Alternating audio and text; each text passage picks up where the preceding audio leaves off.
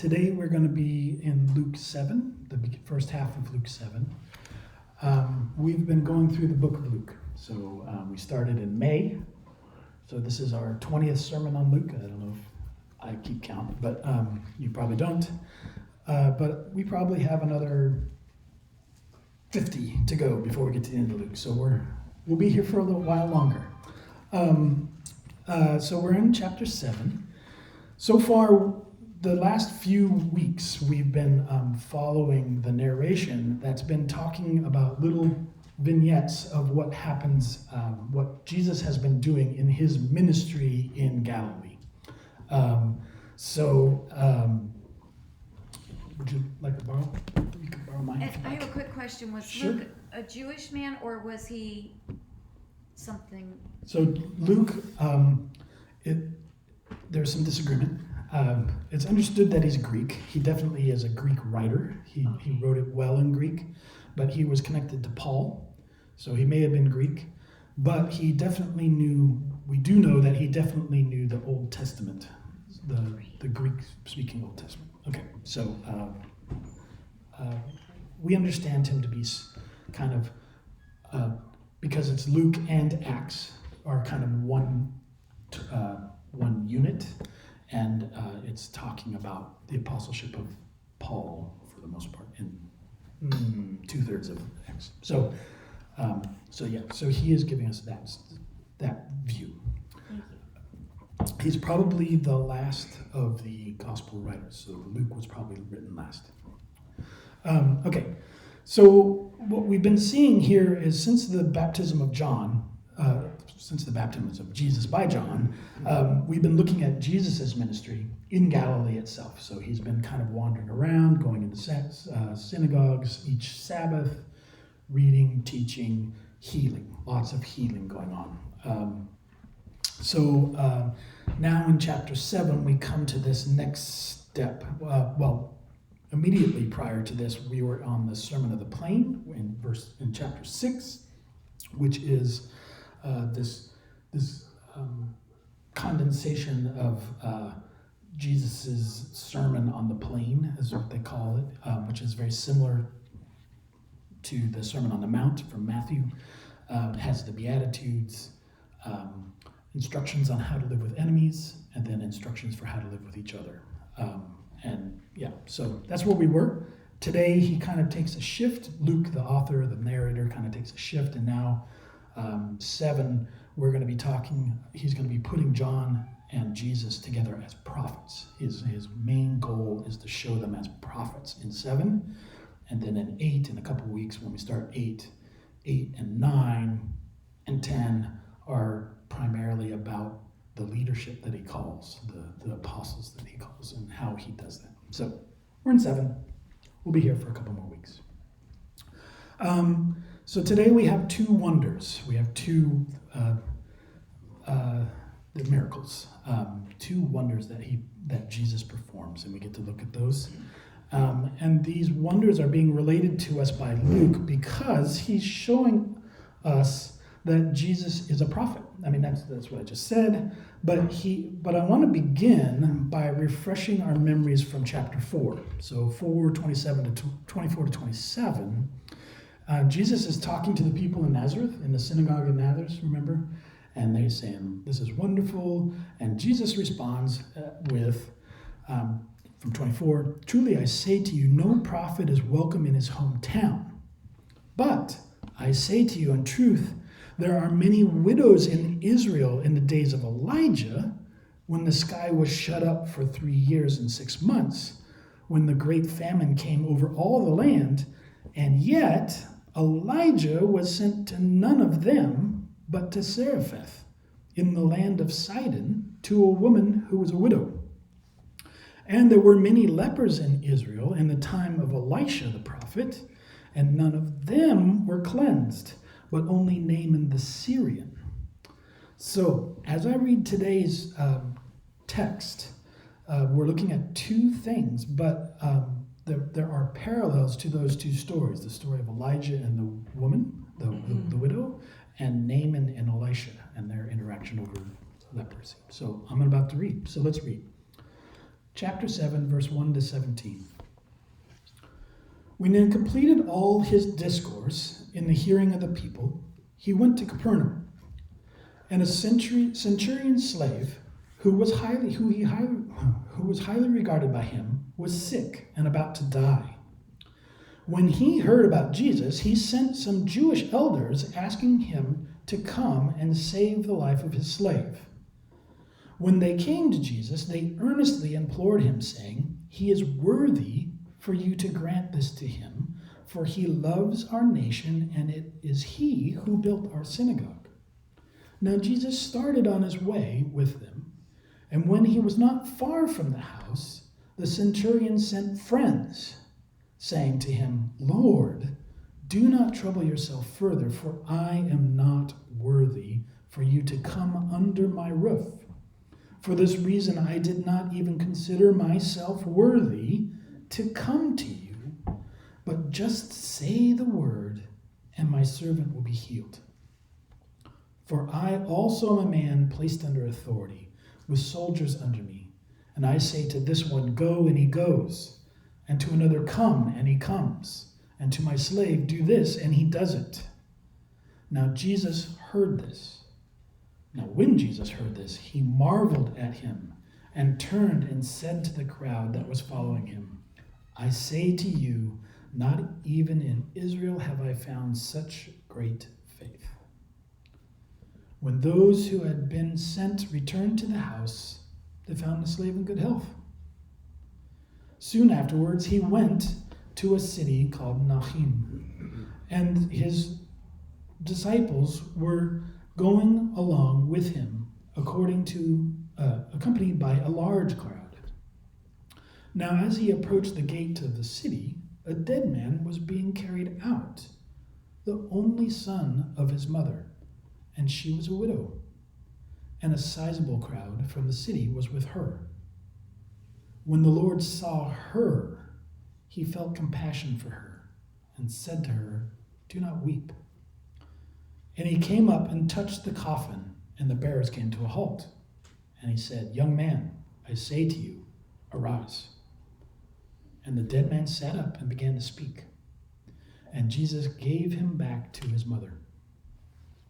Fear gripped them all, and they began glorifying God, saying, "A great prophet has arisen among us, and God has visited his people." This report concerning him went out over all Judea and in all the surrounding district. So that's our text for today. So let's go back to the beginning and let's see what's going on here.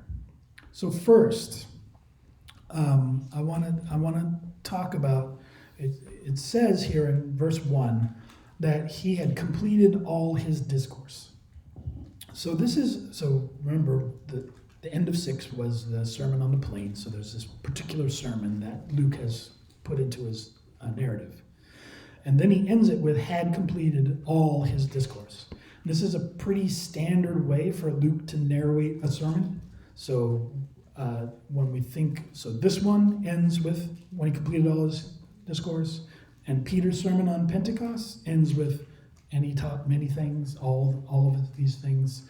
And then Stephen, when he's witnessing at his trial, Luke ends with, and he said all these things. So Luke is saying, in effect, I've given you a portion of the discourse, but there was more.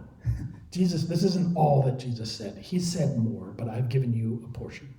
And he says that at each time he relates a sermon. Also, Luke is not subtle here in drawing a parallel to chapter 4. Remember who Jesus says the people of Nazareth were comparing themselves to? So in Luke 4:23, he said to them, "No doubt you will quote the proverb to me, 'Physician, heal yourself. Whatever we heard was done at Capernaum, do here in your hometown as well.'" So here in chapter 7, Jesus is going to Capernaum again. All right, so Luke is definitely tying these two together. And the introduction includes a soldier, a slave, a Jewish person or persons, and a prophet of the true God. So the parallel to that story of Nahum. So the first story is the story of Naaman and Elisha. Naaman was a general. Here, the centurion is not ill, but his slave is ill. In 2 Kings, the slave was the Jewish girl who told the household that she was sad that he wasn't in Israel because there was a God who could heal Naaman, who had leprosy. And here the Jews are sent by the centurion to intercede for him. They are like the girl, the between God and the person who is sick. So what do we mean by Jewish elders here? We need to take a quick look at that. I think that these are directly related to the synagogue that we hear that this centurion built. So they may be Pharisees and scribes, but there's nothing that says that they are. But they are elders of that community, that synagogue. So I don't know if you know about synagogues. The requirement for a synagogue was to have 10 Jews, and then they would need some help to build the building. So, we're enough to start a new synagogue, right? And we would not have enough to build the building. We would need the help of more, and that's the case of this case too. So then going on, we have here the Jewish elders. They think they need to intercede for this Gentile by arguing that he is worthy. They think that their role, the first thing he says is, he is worthy to you to grant to him, for he loves our nation and he has built us our synagogue, right? So they are coming to Jesus as the Jewish elders, and they feel like they're to argue with Jesus that this guy is actually worthy to be listened to. We'll see that they're actually missing the mark here, but they give reasons for that Jesus should do this, and they give worldly reasons at that. He loves our nation. They don't mean Rome. They mean Israel. He's a Roman Jew. He's a Roman soldier, but he loves Israel. Okay? He has enabled us to practice our religion by building our synagogue. He is doing things to prop up our religion, right? But what about the things that Jesus has been talking to them about in the discourse just above? The centurion is himself interceding for someone else. He is seeking mercy. Remember mercy from last week? For another person. He is being merciful. That's not what the Jewish elders bring to him. They bring what he's doing to be worthy, but he is being merciful. His whole point is to be merciful. The Jewish elders were not at Jesus' sermon, maybe? Or he didn't hear it? Okay, so now, all that's true. The Jews have missed the mark in terms of why Jesus would follow, but they do their role of telling Jesus that this needs to happen, and so Jesus comes anyways. Jesus goes. You can probably imagine that the Jewish elders at this point are thinking they must have said the right things because Jesus is responding. And Jesus went quite a ways. He's gone a ways because he's almost to the house. And at this point, the centurion sends a second set of messengers. And these are called friends. Before he sent Jewish elders, this time he sends friends. These are not named as Jews, so I suspect they're Gentiles. Also, the slave was not named as a Jew by the Jews, so he probably was a Gentile too. Okay. Note that the Jewish elders were not called friends. I suspect that they were more to do with the elders of...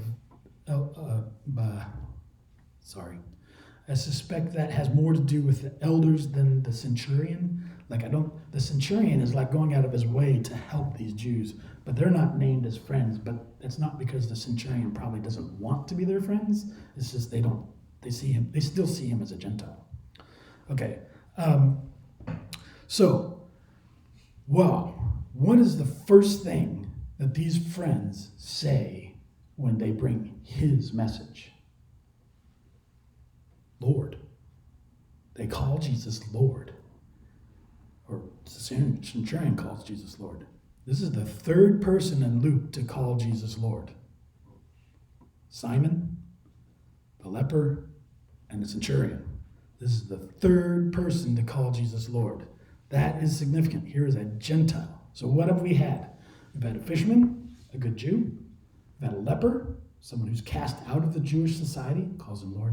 And now we have a Gentile, someone who is definitely outside of Jewish society, calling him Lord. 2 out of 3 not Jews calling him Lord. Okay, keep going. Also note that in this case, the elders brought their own message. These friends are bringing the centurion's message. They know who he is. They know what he's asking for. They are bringing his message. They are trying to get out of the way so that the centurion's message can come. The elder's message was trying to coerce Jesus into acting so that their stuff could continue. The centurion's message is on behalf of his slave.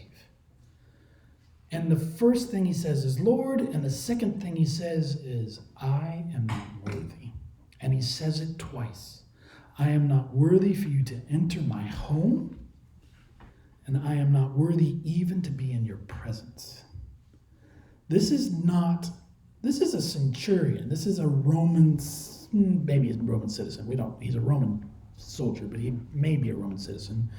But he is saying, I'm not worthy even to be in your presence.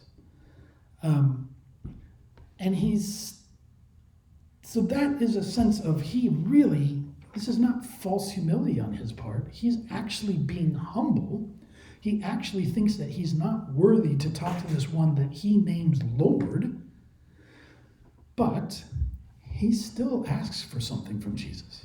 He is still coming to Jesus asking for mercy for his slave. He is still asking. So the fact that he doesn't feel worthy doesn't keep him from asking. And then he gives the description of authority. And he starts by addressing Jesus as Lord. That term also indicates authority. So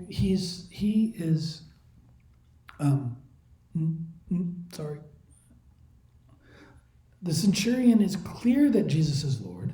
He believes that Jesus has authority over what? He believes that Jesus has authority over the sickness that is hurting his slave. This is not just, he doesn't think of Jesus as we have talked about that. Luke has not described Jesus as a physician with the leper and the paralytic and all the other. It's always about casting out. It's always about having authority over the thing, the disease, the sickness that is in the person. It's always been about authority in Luke. And here the centurion is saying, you are Lord, you have authority, you can get rid of this disease because you have authority over it. And because he understands, and then he also says that authority is not, he just describes authority as being, I say to one, go, and he goes, and I say to another, come, and he comes. He's saying this authority is just like, I don't make them do it. I just say, go, and they go. Or come, and they come. There's this innate thing about authority that I don't have to work at telling them to go. I just have authority. I say go, they go. And he's saying the same thing about Jesus. You don't even have to come here. You just have to say the word, and the disease will leave. Like, this is a very fantastic way for us to think about authority as well. Authority is not something that Jesus is holding on to. He just has it. God gave it to him, but he just has this authority. Verse 7, he says, but just say with a word, and my boy will be healed. Right? He calls his slave his boy. And in verse 2, the slave is the one who the centurion has highly regarded, or to whom the centurion was honorable to. So there is a master-slave relationship there, no doubt. There is an authority that the centurion claims. He even says, when I say to my slave, do this, he does it. But he also has this care for this slave. He has this care for the person, the human that is his slave. And then we move on, and we see that Jesus, his response to all this is just to marvel. He just sees it. What does marvel mean? He's just like, I have not seen this before. This is new. The faith that this centurion, he says, the faith that this centurion has, I have not seen before. That's a pretty great thing to have said about your faith, I would have to say, right? That's pretty amazing. Jesus has not seen it. And he turns to the crowd and says, I have not seen great faith. The actual healing here is almost an afterthought. In 10, it just says, when the messengers went back, the slave was healed. Like, the miracle is not the point of this story. The point of this story, as Luke is telling it, is that Jesus has the authority and recognizes authority and recognizes faith and sees faith and is looking for faith everywhere. He doesn't say, I haven't seen this because I haven't been looking for it. He says, in all of Israel, I have not seen this great of faith. He's looking for this. What we see in this is that here is someone who has come to find people of faith. And here he finds it, and he's a Gentile, and he's a Roman. How bizarre is that? Okay. So the actual faith of this man was remarkable to Jesus. He marveled at the faith of him. It seems like it would be worth us take on a few minutes to look at what this faith is, right? So because I, for one, think that having Jesus marvel at my faith would be a good thing. It's something that I desire. So I'm going to talk about 6 things about the faith of this centurion, just as a model for us. The first one is, the centurion is like us. He trusts Jesus without having seen him. We haven't seen him. We've just heard about him through the Bible. The centurion doesn't say that he's seen him. It just says that he knows about him and understands him to have authority, just like us. 2, the centurion shows love and mercy for another person. And watch this, being willing to humble himself, who others would not think of being as humble, but he is willing to humble himself so that his servant might be healed, saved. So here is the centurion who has authority, who has enough mercy for this person who is his slave, that he would give up his own authority, humble himself, so that this person could be saved. That's what we have here. People don't give monies for the building of things if they don't want recognition. He wanted recognition, and yet here he set that aside to humble himself, humiliate himself, humble himself before Jesus, who he calls Lord. Okay, third thing. The centurion does not think he is so unworthy that he can't ask for something of Jesus. Worthiness to him doesn't have anything to do with whether Jesus will respond. Worthiness is not the line. Faith is. He doesn't think he's so unworthy that he can't ask for healing. That's like the leper before, remember? When we had the leper in 5, I think, he came. The leper is someone who's outside of he's like literally a non-person to the Jews, and he would come up to this teacher of the Jews and say, you can heal me if you desire to. So the leper is unworthy and still thinks that he can ask of Jesus. Fourth thing, the centurion understands that Jesus' authority and relationship to God means that space and time make no difference to his power. his power doesn't matter. That where he is, that we have never seen him, that he's in a different place, that when he was alive, he was on the other side of the world. None of that, and 2,000 years ago, none of that matters. Jesus' authority Jesus' authority makes it so that his power crosses all of those things. And the centurion is specific about the space part. 5, the centurion is used to being in charge, but grace comes when he gives up trying to be in control. That is kind of loaded, but we often think that we have these problems around us and we need to do everything we can to fix them. And sometimes faith actually means I can't do anything about this. I need to actually give this to God.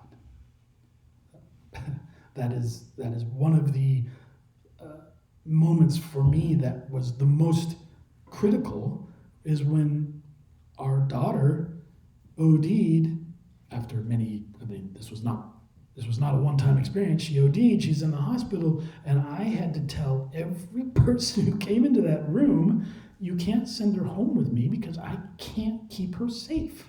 I'm a parent of a kid telling everyone who comes in, social workers, nurses, doctors, policemen, all of them, I'm telling them all, no, I can't take care of her. I can't keep her safe. That is me having faith. That was me having faith. Not in those people. They deserve no faith, but in God himself. Right? Okay. Final one. Number 6. The healing shows that God shows no partiality. So I've made a pretty big deal. He's healing a Gentile slave for a Gentile owner. And he's seeing faith in a Gentile. He's looking at all the faith, and he actually compares that faith to the Jews. God doesn't show partiality. God doesn't. It's just not part of him. What matters is faith in him. What matters is looking for mercy for him, from him. So that's all that matters. Okay. So quickly, I just want to, I've been talking about, so this story of the healing of the slave is a parallel to the story of Elisha instructing Naaman to go bathe in the Jordan. So again, he was healed of his leprosy. He never saw Elisha. He communicates through messengers. Naaman is a Gentile soldier who travels and actually acts on faith with the help of and encouragement of his servants at each step, and is healed at a distance. So here we have this picture. And the point of that in Jesus' thing earlier was that was like one of the pinnacles of prophet. Elisha was one of the 2 pinnacles of prophet. Here, Luke is saying Jesus is very like Elisha. He heals in the same way. Okay, so we need to move on. So then we move on, and it says this next episode. And this episode, this that we see here, the one of the raising of the dead, is only in Luke's gospel. This is in no other gospel. So it's not in the other 3. He is adding this from what he researched. Jesus is now moving along with a crowd, right? It says, scroll down. Soon afterwards, he went to a city called Nain, and the disciples were going along with him, accompanied by a large crowd. So Jesus is coming along with this large crowd, and he's going into the town, and out of the town is another crowd coming out for a funeral, and the 2 collide. Here is an only son of a widow being carried out of town while Jesus is coming in. Luke is interested in relating the story because he is drawing a parallel to when Elijah healed the widow's son in Zarephath. That's in 1 Kings 17, if you want to go look at it later. The parallels here are a little clearer than the previous story. We have a widow. Both stories have a widow. Both stories have an only son. Both stories have a dead boy. Both stories have a prophet. And both stories have a resurrection. And again, this centers on Jesus and someone related to the sick person. So remember, Jesus is relating to the centurion. Here, Jesus is relating to the widow. The primary relationship is to the widow. He sees the widow. What's the problem with being a widow? No one sees you. Jesus sees her, and he has compassion on her. He felt compassion for her. He not only saw her, he understood her situation. She is a widow. She no longer has a son. She has no way to support herself. She is a no one in that society. And he sees her, and he has compassion on her. She has nothing left. I want to note here that our translations generally relate that the crowd was sizable, but that doesn't actually make sense to me, because if she had a sizable crowd going with her to bury her son, then she wouldn't be on her own. And that's obviously the point of the story, is that she's on her own. So the Greek word that's used here actually can be translated as sufficient.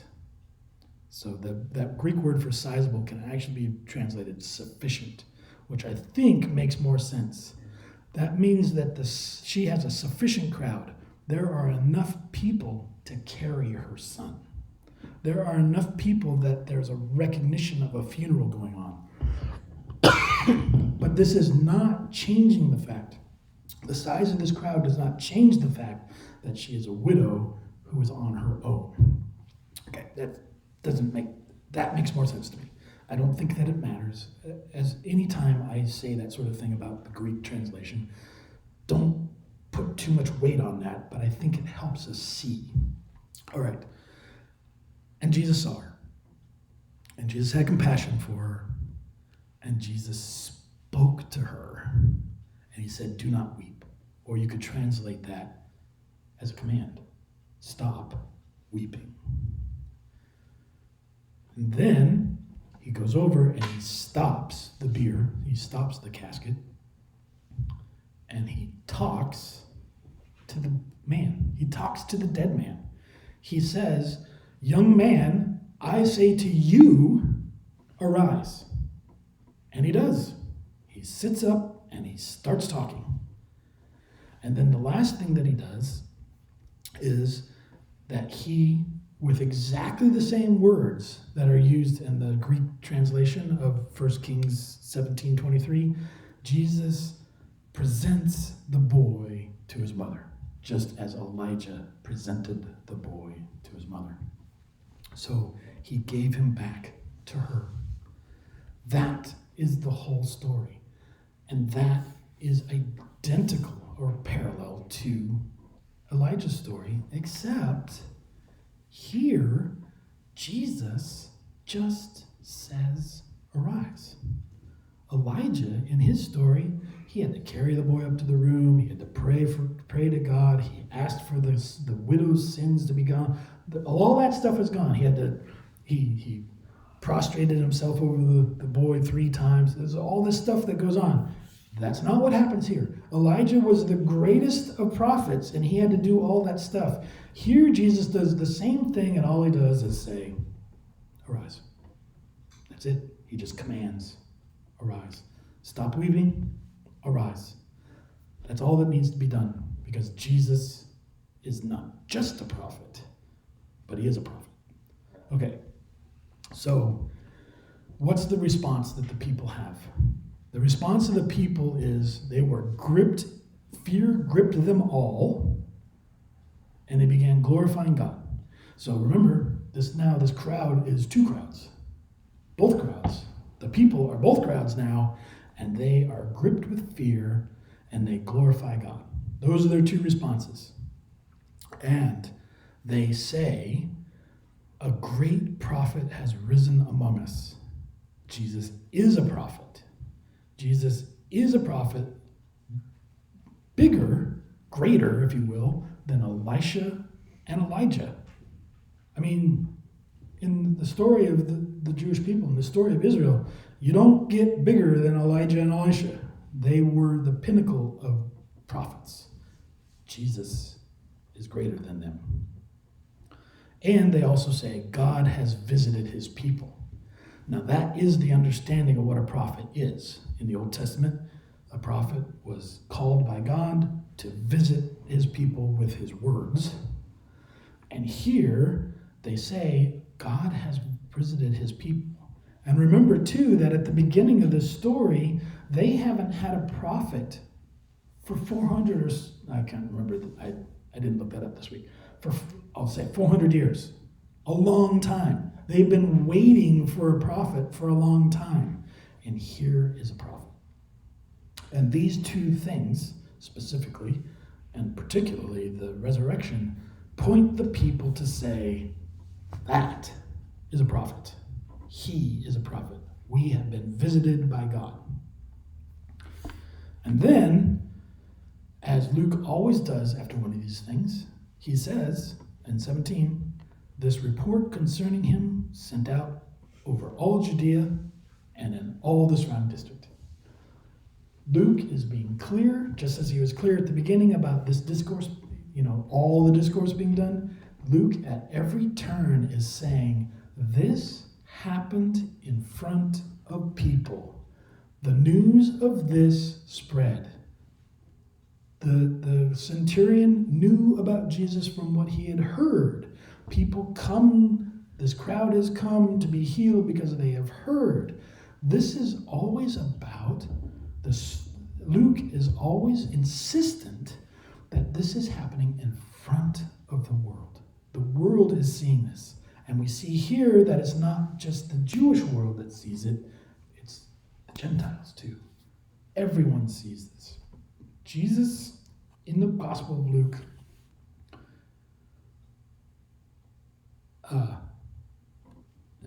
he heals the Gentiles from the beginning. He's still just up in Galilee doing his thing up there. We haven't reached the point where he starts moving towards Jerusalem. But he is always about, I don't know how to say this, but like he's never about this and then this in Luke. Luke is making a point that Jesus, from the beginning, remember when people were speaking over the baby, they were saying, this is someone who is being sent to the whole world, not just to Israel. So this is important for us to see. So we've gotten through these two. We've seen Jesus acting and being a prophet. He is reaching out. He has just given that sermon up above about being merciful to the other, and here he does it. Earlier he said, be merciful and care for those around you. He sees the widow, he has compassion, and he acts. He is being for us a model. The centurion is a model of our faith. Jesus is a model of how we should respond. Jesus is a model of what mercy and compassion for the other looks like. And so we can look at these two stories, see Jesus acting, responding to faith. We can be encouraged to be faithful because he responds to it. We can be encouraged because Jesus doesn't need to be, we don't need to see Jesus. We don't need to be like in the Holy Land or 2,000 years ago. He still is around. He still has authority. The last thing I want to point out, one of the few places in the Gospel of Luke where Luke, the narrator himself, calls Jesus Lord is right here in the second story. In verse 13, when the Lord saw her. This is one of those places where Luke is being so clear. We're not talking about some teacher.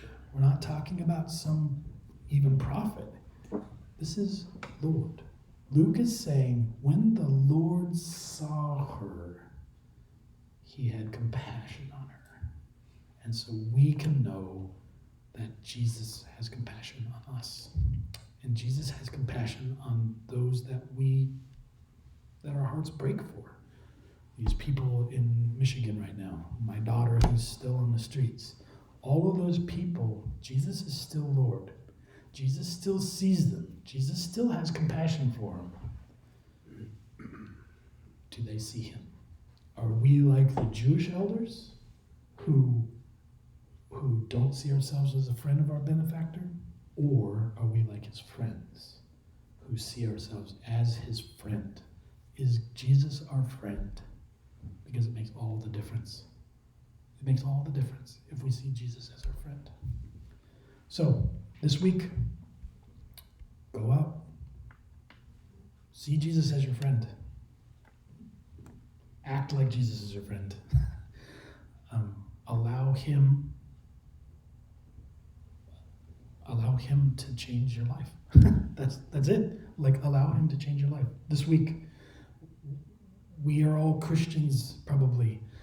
Like, I think we're all Christians, but that doesn't mean we can't still be changed. That doesn't mean that seeing Jesus as our friend can't still change us, still save us, still heal us.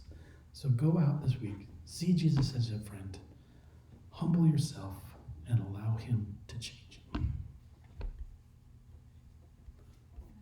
Lord God, we pray, Lord, that you would do this in our lives this week, that we would be changed by you.